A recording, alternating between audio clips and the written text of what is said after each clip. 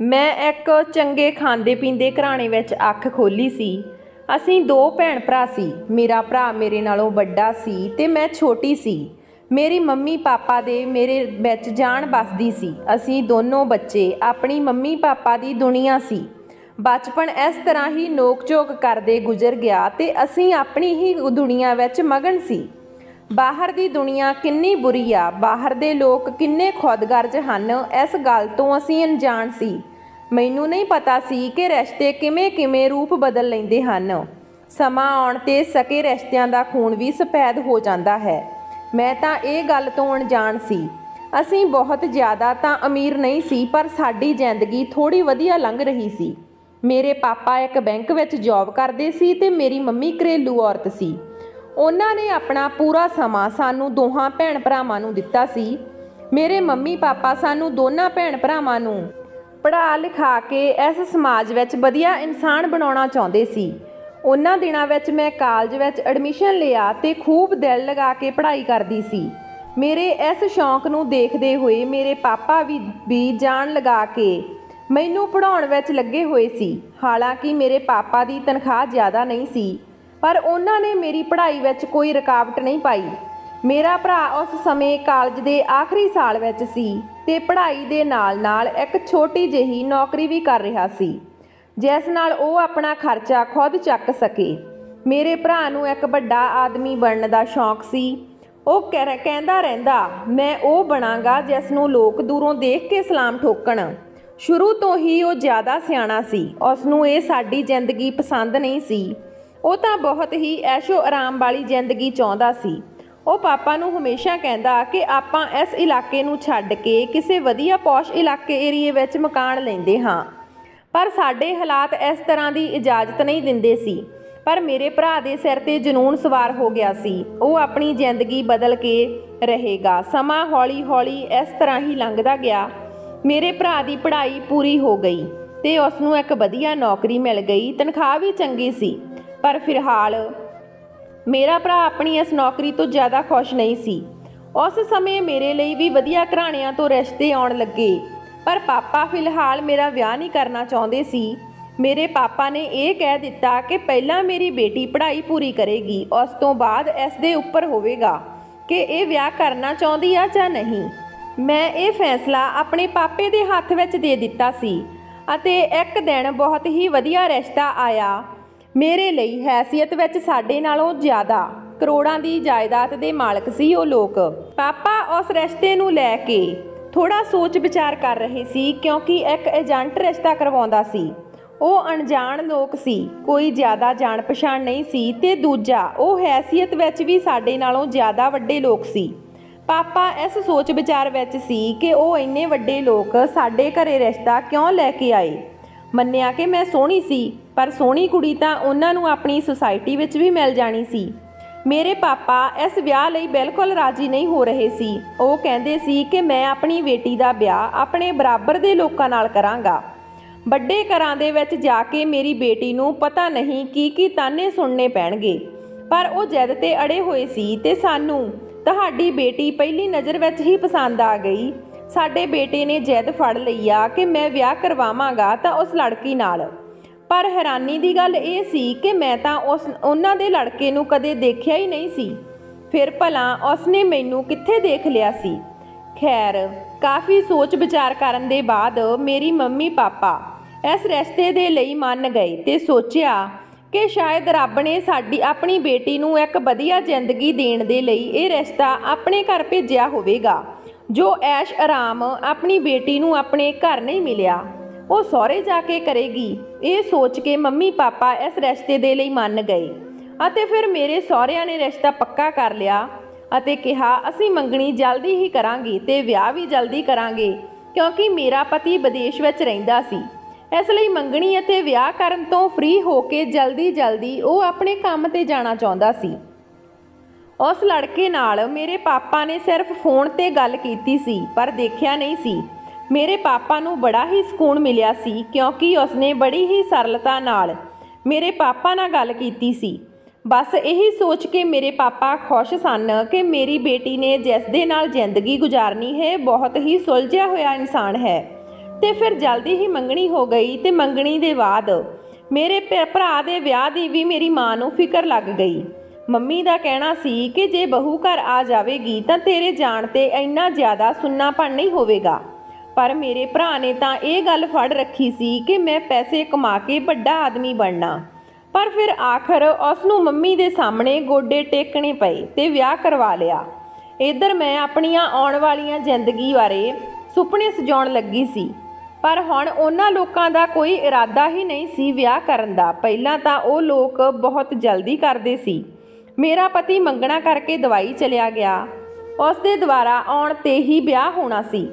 ਇਸ ਤਰ੍ਹਾਂ ਹੀ ਦਿਨ ਗੁਜ਼ਰ ਰਹੇ ਸੀ ਕਿ ਇੱਕ ਦਿਨ ਮੇਰੇ ਉੱਤੇ ਕਿਆਮਤ ਟੁੱਟ ਪਈ। ਮੰਮੀ ਕਿਸੇ ਕੰਮ ਲਈ ਮਾਰਕੀਟ ਗਏ ਸੀ। ਉਹਨਾਂ ਦੀ ਕਾਰ ਦਾ ਐਕਸੀਡੈਂਟ ਹੋ ਗਿਆ ਤੇ ਉਹਨਾਂ ਦੀ ਮੌਕੇ 'ਤੇ ਮੌਤ ਹੋ ਗਈ। ਮੇਰੇ ਮੰਮੀ ਪਾਪਾ ਇਸ ਦੁਨੀਆ ਵਿੱਚ ਮੈਨੂੰ ਇਕੱਲੀ ਨੂੰ ਛੱਡ ਕੇ ਚਲੇ ਗਏ। ਮੈਂ ਉੱਚੀ ਉੱਚੀ ਰੋ ਰਹੀ ਸੀ, ਪਰ ਉਹਨਾਂ ਨੂੰ ਆਪਣੀ ਲਾਡਲੀ ਬੇਟੀ ਦੀਆਂ ਚੀਕਾਂ ਨਹੀਂ ਸੁਣ ਰਹੀਆਂ ਸੀ। ਮੇਰੇ ਭਰਾ ਨੇ ਜਿਵੇਂ ਤਿਵੇਂ ਕਰਕੇ ਮੈਨੂੰ ਸੰਭਾਲਿਆ ਸੀ। ਸ਼ੁਰੂ ਵਿੱਚ ਭਰਾ ਭਰਜਾਈ ਦਾ ਰਵੱਈਆ ਠੀਕ ਚੱਲ ਰਿਹਾ ਸੀ, ਪਰ ਫਿਰ ਭਰਾ ਭਰਜਾਈ ਆਪਣੀ ਜ਼ਿੰਦਗੀ ਵਿੱਚ ਮਸਤ ਹੋ ਗਏ। ਉਹਨਾਂ ਨੂੰ ਹੁਣ ਮੇਰੀ ਕੋਈ ਪਰਵਾਹ ਨਹੀਂ ਸੀ। ਮੈਂ ਪੂਰਾ ਦਿਨ ਕਮਰੇ ਵਿੱਚ ਬੰਦ ਰਹਿੰਦੀ, ਮੰਮੀ ਪਾਪਾ ਨੂੰ ਯਾਦ ਕਰਦੀ ਰਹਿੰਦੀ। ਮੇਰੇ ਭਰਾ ਨੂੰ ਮੰਮੀ ਪਾਪਾ ਦੇ ਜਾਣ ਦਾ ਕੋਈ ਅਸਰ ਨਹੀਂ ਸੀ। ਉਹ ਆਪਣੀ ਜ਼ਿੰਦਗੀ ਵਿੱਚ ਸੈੱਟ ਹੋ ਗਿਆ ਸੀ। ਹੌਲੀ ਮੰਮੀ ਪਾਪਾ ਦੇ ਦੁੱਖ ਤੋਂ ਤਾਂ ਉੱਭਰ ਆਈ, ਪਰ ਆਪਣੀ ਜ਼ਿੰਦਗੀ ਦੀ ਤਨਹਾਈ ਦਾ ਕੀ ਕਰਦੀ। ਭਾਬੀ ਨੇ ਮੈਨੂੰ ਘਰ ਦੀ ਨੌਕਰਾਣੀ ਬਣਾ ਦਿੱਤਾ ਸੀ। ਪੂਰਾ ਦਿਨ ਘਰ ਦਾ ਕੰਮ ਕਰਦੀ। ਭਾਬੀ ਬੈੱਡ ਤੋਂ ਪੈਰਾਂ ਹੇਠ ਨਾ ਲਾਉਂਦੀ। ਉਹ ਭਰਾ ਲਈ ਕਦੇ ਮੈਂ ਅੱਖ ਦਾ ਤਾਰਾ ਹੁੰਦੀ ਸੀ ਤੇ ਹੁਣ ਉਹ ਮੇਰੇ ਤੋਂ ਨਜ਼ਰਾਂ ਫੇਰ ਲੈਂਦਾ ਸੀ। ਕਦੇ ਤਾਂ ਛੋਟੀ ਗੱਲ ਤੇ ਝਿੜਕ ਵੀ ਦਿੰਦਾ ਸੀ। ਹੁਣ ਤਾਂ ਇੰਜ ਲੱਗਦਾ ਸੀ ਜਿਵੇਂ ਮੇਰੀ ਜ਼ਿੰਦਗੀ ਵਿੱਚ ਖੁਸ਼ੀਆਂ ਨੇ ਮੂੰਹ ਮੋੜ ਲਿਆ। ਫਿਰ ਇੱਕ ਟੈਨਸ਼ਨ ਮੇਰੇ ਸਿਰ ਤੇ ਹੋਰ ਆ ਪਈ।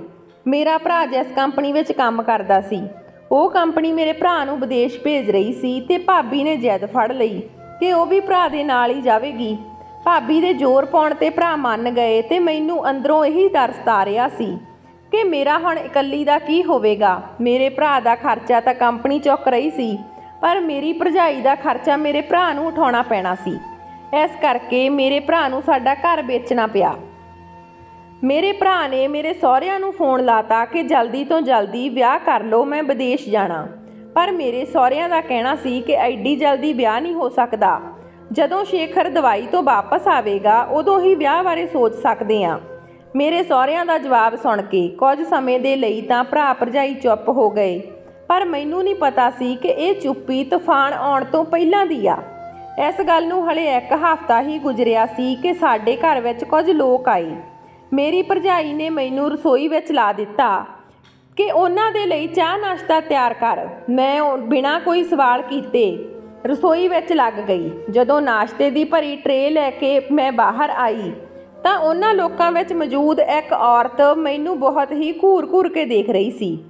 ਮੈਨੂੰ ਬੜਾ ਹੀ ਅਜੀਬ ਜਿਹਾ ਮਹਿਸੂਸ ਹੋ ਰਿਹਾ ਸੀ। ਮੈਂ ਜਲਦੀ ਨਾਲ ਉੱਥੋਂ ਭੱਜਣਾ ਚਾਹੁੰਦੀ ਸੀ, ਪਰ ਉਹਨਾਂ ਵਿੱਚੋਂ ਇੱਕ ਔਰਤ ਨੇ ਮੇਰਾ ਹੱਥ ਫੜ ਕੇ ਮੈਨੂੰ ਆਪਣੇ ਕੋਲ ਬਿਠਾ ਲਿਆ ਅਤੇ ਮੇਰੇ ਨਾਲ ਅਜੀਬ ਜਿਹੇ ਸਵਾਲ ਕਰਨ ਲੱਗੀ। ਮੈਂ ਭਾਬੀ ਵੱਲ ਵੇਖਣ ਲੱਗੀ ਤਾਂ ਉਸਨੇ ਮੈਨੂੰ ਮੁਸਕਰਾ ਕੇ ਕਿਹਾ ਕਿ ਜੋ ਇਹ ਪੁੱਛ ਰਹੇ ਆ ਉਸ ਦਾ ਜਵਾਬ ਦੇ ਦੇ। ਜਿਵੇਂ ਕਰਕੇ ਮੈਂ ਉਹਨਾਂ ਔਰਤਾਂ ਤੋਂ ਆਪਣਾ ਖਹਿੜਾ ਛੁਡਾਇਆ ਕਿ ਇੱਕ ਔਰਤ ਨੇ ਮੇਰੇ ਹੱਥ ਉੱਤੇ ਪੈਸੇ ਰੱਖਦੇ ਹੋਏ ਕਿਹਾ ਕਿ ਸਾਡੇ ਵੱਲੋਂ ਰਿਸ਼ਤਾ ਪੱਕਾ ਹੈ। ਇਹ ਗੱਲ ਸੁਣਦੇ ਹੀ ਮੇਰੇ ਪੈਰਾਂ ਹੇਠੋਂ ਜ਼ਮੀਨ ਨਿਕਲ ਗਈ। ਮੈਂ ਹੱਕਾ ਬੱਕਾ ਹੋ ਕੇ ਆਪਣੀ ਭਾਬੀ ਦਾ ਚਿਹਰਾ ਦੇਖਣ ਲੱਗੀ, ਪਰ ਭਰਾ ਭਰਜਾਈ ਨੇ ਮੈਨੂੰ ਨਜ਼ਰ ਅੰਦਾਜ਼ ਕਰ ਦਿੱਤਾ ਸੀ, ਜਿਵੇਂ ਮੈਂ ਉੱਥੇ ਮੌਜੂਦ ਹੀ ਨਹੀਂ ਸੀ। ਭਰਾ ਭਰਜਾਈ ਦੇ ਕਠੋਰ ਦਿਲ ਤੋਂ ਮੇਰੇ ਅੱਖਾਂ ਵਿੱਚ ਹੰਝੂ ਆ ਗਏ। ਕਿਵੇਂ ਉਹਨਾਂ ਨੇ ਮੰਮੀ ਪਾਪਾ ਵਾਲੇ ਰਿਸ਼ਤੇ ਨੂੰ ਤੋੜ ਕੇ ਮੇਰੇ ਲਈ ਨਵਾਂ ਰਿਸ਼ਤਾ ਦੇਖ ਲਿਆ ਸੀ। ਮੇਰੇ ਭਰਾ ਨੇ ਮੇਰੇ ਤੋਂ ਖਹਿੜਾ ਛਡਵਾਉਣਾ ਸੀ। ਇਹ ਗੱਲ ਉਹਨਾਂ ਨੇ ਮੇਰੇ ਤੋਂ ਪੁੱਛਣਾ ਤਾਂ ਦੂਰ, ਮੈਨੂੰ ਦੱਸਣਾ ਵੀ ਜ਼ਰੂਰੀ ਨਹੀਂ ਸਮਝਿਆ ਅਤੇ ਮੈਂ ਪੱਥਰ ਬਣ ਕੇ ਖੜੀ ਦੀ ਖੜੀ ਰਹਿ ਗਈ। ਮੇਰੇ ਪੁਰਾਣੇ ਸਹੁਰਿਆਂ ਨੂੰ ਜਦੋਂ ਇਸ ਗੱਲ ਦਾ ਪਤਾ ਲੱਗਿਆ ਤਾਂ ਉਹਨਾਂ ਨੇ ਬਹੁਤ ਰੌਲਾ ਪਾਇਆ ਕਿ ਅਸੀਂ ਆਪਣੀ ਹੋਣ ਵਾਲੀ ਬਹੂ ਨੂੰ ਕਿਸੇ ਹੋਰ ਦੀ ਨੂੰਹ ਨਹੀਂ ਬਣਨ ਦੇਵਾਂਗੇ, ਪਰ ਉਹਨਾਂ ਦੀਆਂ ਗੱਲਾਂ ਤੇ ਕਿਸੇ ਨੇ ਧਿਆਨ ਹੀ ਨਾ ਦਿੱਤਾ। ਭਰਾ ਭਰਜਾਈ ਨੇ ਉਹਨਾਂ ਦੀ ਇੱਕ ਨਾ ਸੁਣੀ, ਬਲਕਿ ਉਹਨਾਂ ਨੂੰ ਬੇਇੱਜ਼ਤ ਕਰਕੇ ਆਪਣੇ ਘਰੋਂ ਕੱਢ ਦਿੱਤਾ। ਮੈਂ ਇਹ ਸਭ ਕੁਝ ਦੇਖ ਕੇ ਕੁਝ ਨਹੀਂ ਕਰ ਸਕਦੀ ਸੀ। ਮੈਂ ਬਸ ਖੜੀ ਰੋ ਰਹੀ ਸੀ, ਕਿਉਂਕਿ ਮੈਂ ਆਪਣੇ ਪਹਿਲੇ ਪਤੀ ਬਾਰੇ ਬਹੁਤ ਸਾਰੇ ਸੁਪਨੇ ਅੱਖਾਂ ਵਿੱਚ ਸਜਾ ਲਏ ਸੀ, पर मेरे भरा भरजाई ते तां मेरे वल अखां ही बंद कर लईआं सी। कुछ दिनां बाद मेरे भरा ने बहुत ही सादगी नाल मेरा विआह कर दिता। जिस आदमी नाल मेरा विआह होया सी वो ना सिर्फ गरीब सी बल्कि उसदे चेहरे तो वो कैसे किस्म दा नशई लग रहा सी।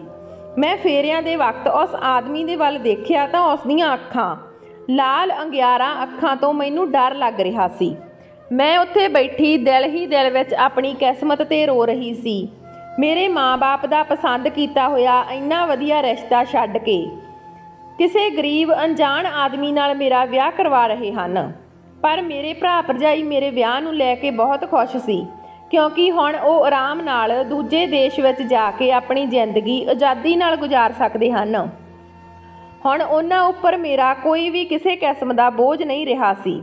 मैं विदा हो के अपने सहुरे चली गई। जदों मैं विदा हो के अपने घर की दहलीज टप्पी तां बाहर टुट्टी जही टैक्सी खड़ी सी जो कि मेरे पति दी सी। बरात विच आए हुए मेहमानां सब साडे घर तो ही अपने अपने घरां नूं चले गए। हुण मैनूं इकल्ली नूं ही अपने पति दे नाल उसदे घर जाना सी। मेरा पति मेरे नालों चौगणी उम्र दा सी पर मैं नहीं जानदी सी कि मेरी किस्मत विच इस तो ज़्यादा बुरा लिखिया होया है। मैं चुपचाप टुट्टी जही टैक्सी विच बैठ के थोड़ी दूर ते जाके टैक्सी दे सामने कुछ किन्नर लोग आ गए। हत्थ नाल टैक्सी नूं रोकण दा इशारा कीता।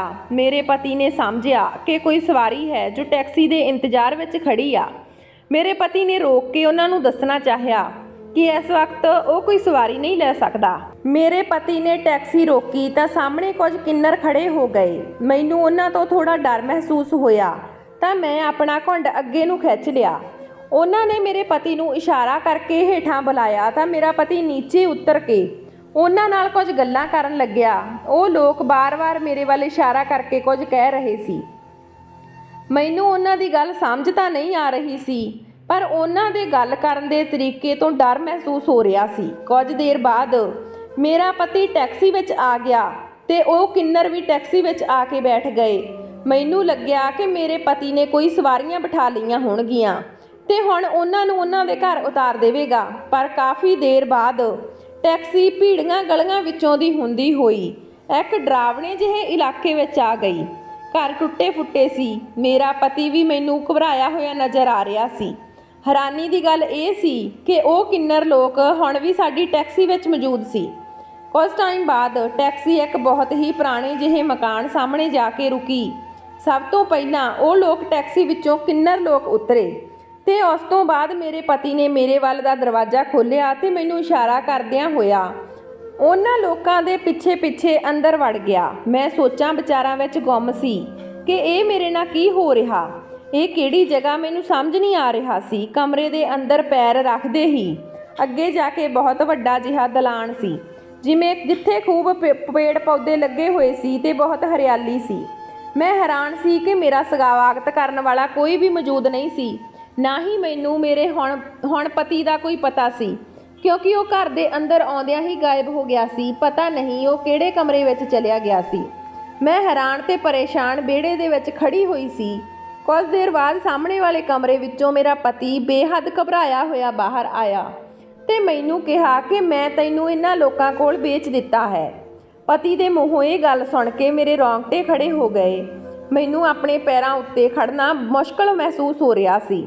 मैं हैरानी नाल उस बेदर्द इंसान नूं देख रही सी जिसने अपनी पत्नी नूं पहली रात ही किन्नरां दे हवाले कर दिता सी। ये दुनिया अते इस दुनिया दे लोग इस कदर जालिम हो सकते हन इस गल दा अंदाज़ा मैनूं अज हो रहा सी। बहुत ही मुश्किल नाल मेरे गले विचों आवाज़ निकली कि तूं अजिहा किवें कर सकदा। पर मेरे पति दे चेहरे ते कोई शर्मिंदगी नहीं सी बल्कि उसदे चेहरे ते शैतानी चमक रही सी। उसने अपनी जेब विचों नोटां दी गट्टी कढ़ के मैनूं दिखाई ते कहा कि पैसिਆਂ दे लई इंसान कुछ भी कर सकदा। मैं उसनूं कहा कि मैं तैनूं याद दिवा देवां कि मैं तेरी पत्नी हाँ। पर उसने उसे वक्त तलाक दे पेपर मेरे हत्थ विच फड़ा दिते ते कहण लग्या कि ये लोग तां पता नहीं कदों तो तेरे इंतजार विच बैठे सी। इन्हां ने तां मेरे तो छुटकारा दिवाउण दे लई तलाक दे पेपर भी तैयार करवा ले रखे सी। मैं तलाक दे पेपर ते साइन कर दिते हन। हुण मेरा कोई भी तेरे नाल रिश्ता नहीं रह गया। ये कह के वो उत्थों चलिया गया। मैनूं तां कोई होश ना रहा। मैं उसके पिछे भज्जण लगी, पर उत्थे मौजूद एक किन्नर ने मेरा हत्थ फड़ लिया। मैं चीकदी चलाउंदी रह गई, पर मेरे पति ने मेरियां चीकां कोई ध्यान ना दिता। मेरा पूरा शरीर डर दी वजह नाल थर थर कंब रिहा सी। मैं कंबदी होई ने उन्हां वल देखिया तां ओह मैनूं बहुत ही सन्मान नाल देख रहे सी। उन्हां दे चेहरे उत्ते मेरे लिए प्यार ही प्यार सी। उन्हां विच एक मैनूं कमरे दे अंदर लै गया। ਇਹ ਘਰ ਜਿੰਨਾ ਬਾਹਰੋਂ ਟੁੱਟਿਆ ਹੋਇਆ ਸੀ, ਕਮਰੇ ਓਨੇ ਹੀ ਅੰਦਰੋਂ ਵਧੀਆ ਸੀ। ਉਹ ਲੋਕ ਮੈਨੂੰ ਕਮਰੇ ਦੇ ਵਿੱਚ ਲੈ ਕੇ ਆਏ। ਉਹ ਕਮਰਾ ਬਹੁਤ ਹੀ ਖੂਬਸੂਰਤ ਸੀ। ਕਮਰੇ ਵਿੱਚ ਕਿੰਗ ਸਾਈਜ਼ ਬੈੱਡ ਲੱਗਿਆ ਹੋਇਆ ਸੀ। ਇਸ ਕਮਰੇ ਵਿੱਚ ਜ਼ਰੂਰਤ ਦੀ ਹਰ ਚੀਜ਼ ਮੌਜੂਦ ਸੀ। ਮੈਂ ਇਸ ਕਮਰੇ ਨੂੰ ਦੇਖ ਕੇ ਪਲ ਭਰ ਦੇ ਲਈ ਤਾਂ ਹੈਰਾਨ ਰਹਿ ਗਈ, ਪਰ ਅਗਲੇ ਹੀ ਪਲ ਮੈਨੂੰ ਸੋਚ ਨੇ ਝੰਜੋੜ ਕੇ ਰੱਖ ਦਿੱਤਾ। ਮੇਰੇ ਸਾਹਮਣੇ 3 ਆਦਮੀ ਬੜੇ ਹੀ ਸਨਮਾਨ ਦੇ ਨਾਲ ਹੱਥ ਬੰਨੀ ਖੜੇ ਸੀ। मैं उन्हां दे सामने हथ बन दिते कि रब दे वास्ते मैनू छड्ड दिओ, मैनू मेरे घर जाण दिओ। मैं तुहाडे नाल नहीं रह सकदी, मैं तुहाडे वर्गी नहीं, फिर मैं तुहाडे नाल किवें रह सकदी हां। उन्हां विच एक अगे आया ते कहा कि तूं किसे दी अमानत आ, इत्थों नहीं चल सकदी। साडे कोल किसे दी इमानत दे तौर ते सुरੱਖਿਅਤ आ। जदों तक तैनू तेरा असल हकदार लैण नहीं आ जांदा, तू उदों तक किते नहीं जा सकदी। तू टेंशन ना लै, इत्थे तैनू किसी किस्म की कोई परेशानी नहीं होवेगी, इसलिए तैनू डरन की जरूरत नहीं। पर मैनू उन्हां दी गल हैरान कर रही सी कि आखिर मेरा असल हकदार कौन सी। मैं असल हकदार दे बारे विच नहीं जानदी सी। फिर वो लोग मैनू कमरे विच इकल्ला छड्ड के चले गए। मैं उत्थे ही फर्श ते बैठ के रोण लग पई। फिर कुछ टाइम बाद एक किन्नर अंदर आया ਅਤੇ ਕਹਿਣ ਲੱਗਿਆ, ਉੱਠ ਕੇ ਆਰਾਮ ਨਾਲ ਕੱਪੜੇ ਚੇਂਜ ਕਰ ਲਾ। ਮੇਰੇ ਹੱਥ ਵਿੱਚ ਇੱਕ ਡਰੈਸ ਫੜਾ ਕੇ ਕਿਹਾ, ਅਸੀਂ ਆਉਂਦੇ ਹਾਂ। ਉਸ ਦੇ ਜਾਣ ਤੋਂ ਬਾਅਦ ਮੈਂ ਆਪਣੇ ਹੰਝੂ ਪੂੰਝੇ ਅਤੇ ਆਪਣੇ ਜੇਵਰ ਉਤਾਰ ਕੇ ਟੇਬਲ 'ਤੇ ਰੱਖ ਦਿੱਤੇ। ਮੈਂ ਹਲਕੀ ਜਿਹੀ ਡਰੈਸ ਪਹਿਨ ਕੇ ਕੰਫਰਟੇਬਲ ਮਹਿਸੂਸ ਕਰ ਰਹੀ ਸੀ। ਇੱਕ ਕਿੰਨਰ ਖਾਣੇ ਵਾਲੀ ਥਾਲੀ ਲੈ ਕੇ ਆਇਆ। ਉਸ ਥਾਲੀ ਵਿੱਚ ਤਰ੍ਹਾਂ ਤਰ੍ਹਾਂ ਦੇ ਖਾਣੇ ਪਰੋਸੇ ਹੋਏ ਸੀ। ਉਹ ਖਾਣੇ ਵਾਲੀ ਥਾਲੀ ਰੱਖ ਕੇ ਵਾਪਸ ਚਲਿਆ ਗਿਆ। उस कमरे में मैं कदों सौ गई मैनू पता ही ना लग्या। सवेरे जदों अख खुली तो समा वेख के चौंक गई। मैं कमरे चों निकल के बाहर गई तो बहुत सारे लोग एक दरख्त के थल्ले छां विच बैठे हुए सी। मैं उन्हां दे सामने एक बार फिर तो हाथ जोड़ के कहा, प्लीज़ मैनू घर जाण दिओ। उन्हां विचों एक अगे आया तो मेरे सिर उत्ते हाथ रख के कहण लगा, तू रो ना, तू तां साडी भैण आ, तैनू रोंदे देख के सानू बहुत तकलीफ हुंदी आ। असी तो कई सालों तो तेरे जवान होने का इंतजार कर रहे सी, क्योंकि तू साडे कोल किसी दी इमानत आ, इसलिए सानू तेरा बहुत ख्याल रखना पैना। तेरा पति भी तैनू तां तलाक दे गया, तू किसी होर दी इमानत आ, वरना तेरे वर्गी खूबसूरत लड़की नू कौन छड्डदा। पर तेरा पति बहुत लालची सी, जे असी तैनू उस कोलों ना खरीददे तां ओह तैनू किसी होर नू बेच दिंदा। इसलिए असी तेरी जान उस कोलों छुड़ा लई। मैं चुपचाप खड़ी उन्हां दीयां गल्लां सुन रही सी। उदों ही एक अगे वध के मेरे सिर ते हथ रख के बोलिया कि बस 2-4 दिन होर सबर कर ला, फिर तैनू तेरे हर सवाल का जवाब मिल जाएगा। फिर इस तरह ही 2-3 दिन गुजर गए। तीजे दिन रात नूं 2-3 लड़के मैनू दुल्हन की तरह सजाउण लगे। सारे लोग बहुत खुश नज़र आ रहे सी। मैं अपनी जिंदगी नाल समझौता कर लिया सी। मैं थक हार के अपनी जिंदगी की बांगडोर उन्हां लोगों के हवाले कर दी सी। वैसे मैनू इन्ना तां विश्वास हो गया सी कि ये लोग मैनू नुकसान तां नहीं पहुँचाउणगे, क्योंकि इन्हां 3 दिनां विच उन्हां ने मेरा बहुत ख्याल रखिया सी। मेरे नाल बहुत ही इज्जत सन्मान नाल पेश आए सी। अचानक किसी गड्डी के टायर की आवाज़ तो वो लोग भज्जण लगे ते कहंदे कि तेरा होण वाला पति आ गया। मैं पत्थर बनी बैठी सी। कुछ देर बाद दरवाज़ा खोलिया तो बहुत ही स्मार्ट लड़का अंदर देखा। मैं हैरानी नाल उसनूं देख रही सी। फिर जदों उसने अपना नाम दस्सिया तो मेरी जान निकल गई, क्योंकि वह तो मेरा मंगेतर शेखर सी। मैं हैरानी नाल उसनूं देख रही सी ते वो हौली हौली कदमां दे नाल अगे आउण लग्या ते मेरे सामने आके खड़ा हो गया। मैनू मेरियां अखां दे विश्वास नहीं हो रहा सी। उसने मैनू सारी सच्चाई दसी कि मैं तेरे कोलों माफ़ी मंगदी मंगदा हाँ। मैं उस समय दवाई विच सी जदों तेरे विआह दीयां तैयारियां हो रही सी। मैनू आउण विच देर हो गई। उदों तक तेरे भरा ने तैनू किसी टैक्सी वाले नाल विआह के तोर दिता। मैनू पहलां ही पता लग गया सी कि वह टैक्सी वाला तैनू बेचण वाला है। ਇਸ ਲਈ ਮੈਂ ਕਿੰਨਰਾਂ ਨੂੰ ਭੇਜ ਕੇ ਤੇਰੀ ਮਦਦ ਕੀਤੀ, ਕਿਉਂਕਿ ਮੈਨੂੰ ਪਤਾ ਸੀ ਕਿ ਉਹ ਆਦਮੀ ਨੇ ਕਿੰਨਰਾਂ ਕੋਲ ਤੈਨੂੰ ਵੇਚ ਦੇਣਾ। ਜੇ ਮੈਂ ਉਸ ਦੇ ਸਾਹਮਣੇ ਆਉਂਦਾ ਤਾਂ ਉਸਨੇ ਤੈਨੂੰ ਮੇਰੇ ਹਵਾਲੇ ਨਹੀਂ ਕਰਨਾ ਸੀ। ਮੈਂ ਉਸ ਦੀਆਂ ਇਹ ਗੱਲਾਂ ਸੁਣ ਕੇ ਦਿਲ ਹੀ ਦਿਲ ਵਿੱਚ ਉਸ ਦਾ ਸ਼ੁਕਰਗੁਜ਼ਾਰ ਕਰ ਰਹੀ ਸੀ। ਸ਼ੇਖਰ ਨੇ ਮੈਨੂੰ ਕਿਹਾ ਕਿ ਸੁਮਨ, ਤੂੰ ਮੇਰੀ ਪਹਿਲੀ ਅਤੇ ਆਖਰੀ ਮੁਹੱਬਤ ਆ। ਉਦੋਂ ਤੂੰ 12ਵੀਂ ਕਲਾਸ ਵਿੱਚ ਪੜ੍ਹਦੀ ਸੀ ਜਦੋਂ ਮੈਂ ਤੈਨੂੰ ਦੇਖਿਆ ਸੀ। ਮੈਂ ਉਦੋਂ ਹੀ ਸੋਚ ਲਿਆ ਸੀ ਕਿ ਜੇ ਵਿਆਹ ਕਰਾਂਗਾ ਤਾਂ ਇਸ ਲੜਕੀ ਨਾਲ ਕਰਾਂਗਾ। ਰੋਜ਼ ਤੇਰੀ ਇੱਕ ਝਲਕ ਪਾਉਣ ਦੀ ਖਾਤਰ ਮੈਂ ਤੇਰੇ ਸਕੂਲ ਦੇ ਗੇਟ ਸਾਹਮਣੇ ਆਇਆ ਕਰਦਾ ਸੀ। ਫਿਰ ਉਸ ਦੇ ਬਾਅਦ ਮੈਂ ਕਿਸੇ ਕੰਮ ਦੇ ਸਿਲਸਿਲੇ ਵਿੱਚ ਦੁਬਈ ਚਲਿਆ ਗਿਆ, ਪਰ ਮੈਂ ਆਪਣੀ ਮਾਂ ਨੂੰ ਕਹਿ ਰੱਖਿਆ ਸੀ ਕਿ ਮੈਂ ਵਿਆਹ ਕਰਵਾਵਾਂਗਾ ਤਾਂ ਇਸ ਲੜਕੀ ਨਾਲ ਹੀ। ਮੇਰੀ ਮਾਂ ਨੇ ਮੇਰੇ ਫੈਸਲੇ ਨੂੰ ਮੰਨ ਲਿਆ ਸੀ। ਫਿਰ ਆਪਣੀ ਮੰਗਣੀ ਹੋ ਗਈ। ਸੋਚਿਆ ਸੀ ਕਿ ਵਿਆਹ ਤੋਂ ਬਾਅਦ ਮੈਂ ਤੈਨੂੰ ਆਪਣੀ ਮੁਹੱਬਤ ਦੇ ਬਾਰੇ ਦੱਸਾਂਗਾ, ਪਰ ਉਸ ਤੋਂ ਪਹਿਲਾਂ ਹੀ ਤੇਰੇ ਉੱਤੇ ਕਿਆਮਤ ਆ ਗਈ। ਤੇਰੇ ਮਾਂ-ਬਾਪ ਤੈਨੂੰ ਪਹਿਲਾਂ ਛੱਡ ਕੇ ਚਲੇ ਗਏ। ਫਿਰ ਤੇਰੇ ਭਰਾ ਨੇ ਉਸ ਟੈਕਸੀ ਵਾਲੇ ਡਰਾਈਵਰ ਨਾਲ ਤੇਰਾ ਵਿਆਹ ਕਰ ਦਿੱਤਾ। ਜੇ ਮੈਨੂੰ ਰਹਿੰਦੇ ਸਮੇਂ ਪਤਾ ਨਾ ਚੱਲਦਾ ਤਾਂ ਤੇਰੇ ਨਾਲ ਪਤਾ ਨਹੀਂ ਕੀ ਹੋ ਜਾਣਾ ਸੀ। ਪਰ ਹੁਣ ਤੂੰ ਚਿੰਤਾ ਨਾ ਕਰ, ਹੁਣ ਮੈਂ ਆ ਗਿਆ, ਤੈਨੂੰ ਕੁਝ ਨਹੀਂ ਹੋਣ ਦੇਵਾਂਗਾ। ਇੰਨਾ ਕਹਿ ਕੇ ਸ਼ੇਖਰ ਨੇ ਮੇਰਾ ਹੱਥ ਫੜ ਲਿਆ।